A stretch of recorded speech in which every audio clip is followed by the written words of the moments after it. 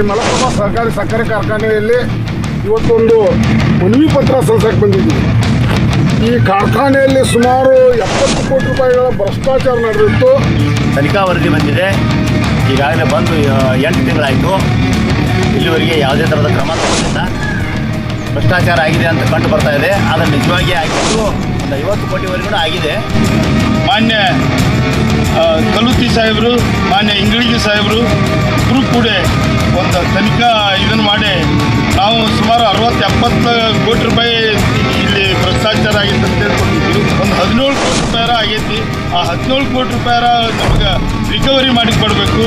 ಅದಕ್ಕೆ ನೇರವಾಗಿ ನಮ್ಮ ಇವರಿಗೆ ಎಚ್ಚರಿಕೆ ಕೊಡ್ತೇನೆ, ಆಡಳಿತ ಮಂಡಳಿಗೆ, MD ಅವರಿಗೆ. ತನಿಖಾ ವರದಿ 8/12/2025ರಿಂದ ಸರ್ಕಾರಕ್ಕೆ ಸಲ್ಲಿಸಲಾಯಿತು. ಅದ್ರಾಗ ಯಾರ್ಯಾರು ತಪ್ಪಿತಸ್ಥರದಾರು, ಯಾರ್ಯಾರು ಹಣ ದೋಚಿದಾರು ಅವ್ರ ಸಂಪೂರ್ಣ ವಿವರಣೆಯನ್ನು ಅದರೊಳಗೆ ಪ್ರಿಂಟ್ ಮಾಡಿ ಕಳಿಸಿದ್ದಾರೆ.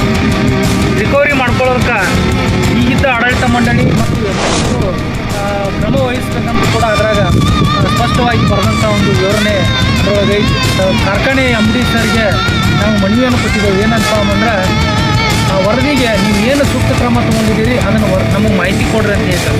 ನಾವು ಮುಂಬರೋ ದಿನಗಳಲ್ಲಿ ಈ ಆಡಳಿತ ಮಂಡಳಿಗೂ ಕೂಡ ನಾವು ಆಡಳಿತ ಮಂಡಳಿ ವಿರುದ್ಧ ಹೋರಾಟ ಮಾಡಬೇಕಾದಂಥ ಅನಿವಾರ್ಯತೆ ಬರ್ತದೆ. ಇದು ಬರೀ ಸಕ್ಕರೆ ಮಾರಾಟದಲ್ಲಿ ನಡೆದಂಥ ವ್ಯವಹಾರದ ಬಗ್ಗೆ ಮಾತ್ರ ಐತಿ. ಆಡಿಟ್ ಆದಮೇಲೆ ಪರ್ಚೇಸು ಮತ್ತು ಸ್ಕ್ರಾಪ್ ಹಾಕಿದ್ದು ಇತರೆ ಚಟುವಟಿಕೆಗಳಿಗೆ ಖರ್ಚಾದಂಥ ವಿವರಣೆಯನ್ನು ಮತ್ತೊಮ್ಮೆ ತನಿಖೆಗೆ ಒಳಪಡಿಸಿದ್ದೇ ಆತ್ಮ ಅಂತಂದ್ರೆ ಇನ್ನೂ ಹೆಚ್ಚಿನ ಹಣ ಅದರೊಳಗೆ ಸಿಗಬಹುದು ಅಂತ ಏಕಾಸ್ ಅವರು ಹೇಳಿದ್ದಾರೆ. ತಪ್ಪಿತಸ್ಥರು ಯಾರ್ಯಾರದಾರಲ್ಲ ಅವ್ರ ಹೆಸರು ಸಗಟ ತಪ್ಪಿತಸ್ಥರು ಇವ್ರು ಅದಾರ, ಇಷ್ಟು ಅಮೌಂಟ್ ತುಂಬಬೇಕನ್ನುವಂಥದ್ದು ಸುಮಾರು 17 ಕೋಟಿ ರೂಪಾಯಿ ಅಮೌಂಟ್ ತುಂಬಬೇಕನ್ನುವಂಥದ್ದು ಇವತ್ತು ಅವ್ರ ಕಡೆಯಿಂದ ತುಂಬಿಸಿಗೋರಿ ಅವ್ರ ಮೇಲೆ ಕ್ರಿಮಿನಲ್ ಮೊಕದ್ದಮೆ ದಾಖಲು ಮಾಡಿ ತುಂಬಿಸಿಗೋರಿ ಅನ್ನುವಂಥದ್ದನ್ನು ತನಿಖಾ ವರದಿ ಒಳಗೆ ಕೊಟ್ಟಿದ್ದಾರೆ.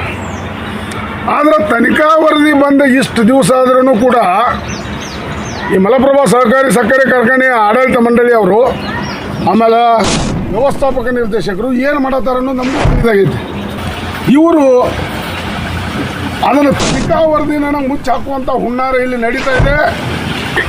ಇವ್ರ ಮೇಲೆ ಕ್ರಿಮಿನಲ್ ಮೊಕದ್ದಮೆ ದಾಖಲು ಮಾಡಿ ಆ ದುಡ್ಡನ್ನು ತುಂಬಿಸ್ಬೇಕಂತೇಳಿ ನಾನು ಈ ಮೂಲಕ ಕೇಳ್ಕೊಳ್ತೀನಿ.